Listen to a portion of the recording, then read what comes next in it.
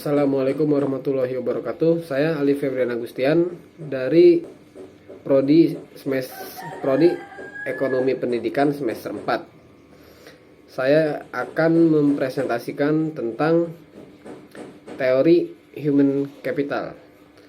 Human capital atau modal manusia dalam bahasa Indonesia adalah nilai ekonomi dari kemampuan dan kualitas tenaga kerja yang mempengaruhi.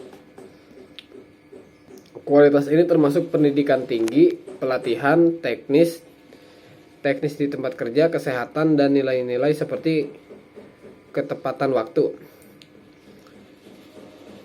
Apa itu human capital?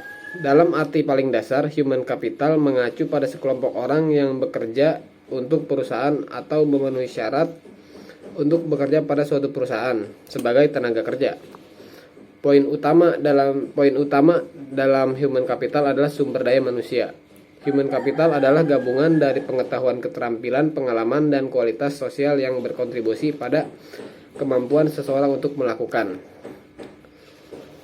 pekerjaan dengan cara yang menghasilkan nilai ekonomi, baik memberi kerja maupun karyawan melakukan investasi besar dalam pengembangan sumber daya manusia. Teori human capital atau modal manusia, teori human capital menyatakan bahwa adalah mungkin untuk mengukur nilai investasi ini bagi karyawan, pemberi kerja, dan masyarakat secara keseluruhan. Menurut teori human capital, investasi yang memadai pada manusia akan menghasilkan ekonomi yang tumbuh. Misalnya, beberapa negara menawarkan penduduknya pendidikan perguruan tinggi gratis karena kesadaran bahwa penduduk yang berpendidikan lebih tinggi cenderung menghasilkan lebih banyak dan membelanjakan lebih banyak sehingga merangsang pertumbuhan ekonomi. Jadi kesimpulan dari apa itu human capital? Human capital merupakan aset tidak berwujud yang merupakan kualitas tidak dimasukkan dalam neraca perusahaan, namun dapat dikategorikan sebagai nilai ekonomi dari keterampilan dan pengalaman pekerjaan. Kualitas tersebut adalah kesehatan, kecerdasan, pendidikan, keterampilan, dan lainnya yang menjadi pertimbangan oleh pemberi kerja.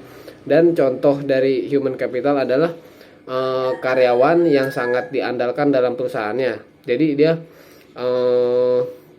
sangat berpotensi di bidang yang